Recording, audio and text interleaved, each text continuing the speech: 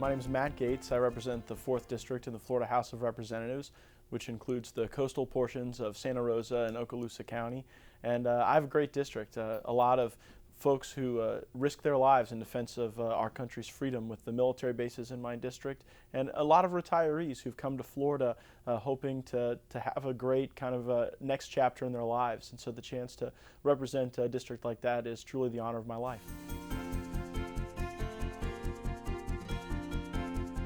I am probably one of the younger members of the Florida House. By trade, I'm an attorney, and really I was raised in a household where there was an expectation that my sister and I would have a service ethic, that we'd contribute in some way. For me, that turned out to be elective office, but there are many ways to serve, and I try to also make sure that back in my community I contribute with my charities and my church, and it's been a great opportunity for me to come here and speak on behalf of the people that I love so dearly.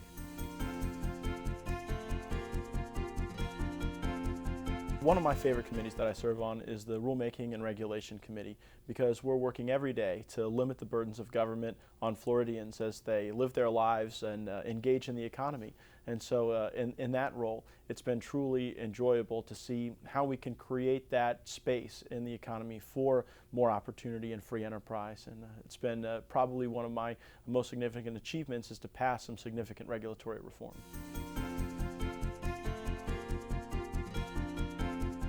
Whenever there's a shortfall in a budget, there are really two ways to look at how to address that shortfall.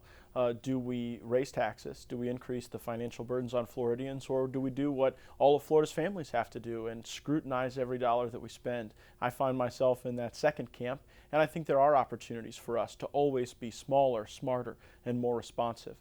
This year, I'm particularly interested in preserving funding for Floridians who suffer from developmental disabilities. There are some who are at great need, and I'm optimistic that we'll have the opportunity to meet the needs of those Floridians, of our children, in our schools, of Floridians in nursing homes. We'll be able to meet those needs while at the same time not raising taxes and not raising revenue in a way that would actually harm the economy and lead to even worse deficits in the future.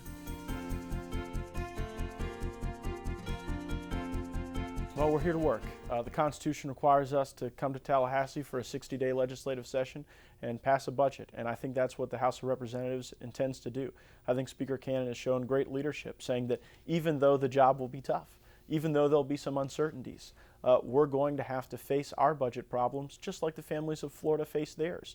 Plan as best we can for the future that we can most reasonably anticipate and ensure that we're prioritizing those most significant needs of our state: education, infrastructure, caring for the developmentally disabled, caring for the elderly. If we can do those things, I think that we'll have a productive session, and I think we'll be able to get it done in 60 days.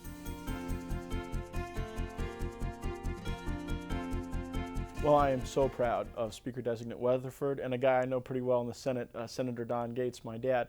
They went around and had dozens of hearings around the state, took testimony from thousands of Floridians, hundreds submitted testimony in writing, and we have crafted maps that I think are constitutionally compliant and that work for the people of Florida, where folks know who their representative is and their representative lives nearby and can be responsive to the needs. So I'm likewise encouraged that in the Florida Senate, the redistricting maps were passed with overwhelming bipartisan support. I hope we're able to accomplish that same objective in the Florida House of Representatives, but I think that the people of Florida will be proud of the transparency and the openness we've had in the process.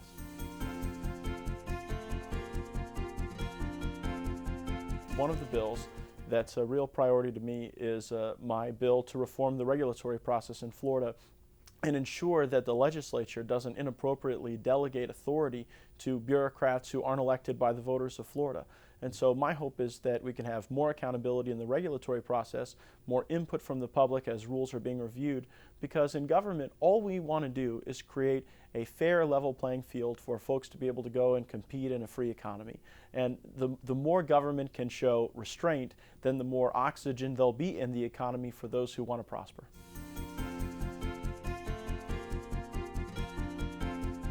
I think that as we look at education reform, that's another very important area for our state to evaluate. And the legislature, I'm very proud to say, has made some very bold reforms that will reward great teachers, that will ensure that the quality of instruction that students receive improves, And in this session and in sessions into the future, it's important that the legislature adhere to those principles that we've laid out and that we don't take any steps to erode performance pay for great teachers, or any steps also that would erode the quality of instruction that students receive in our state.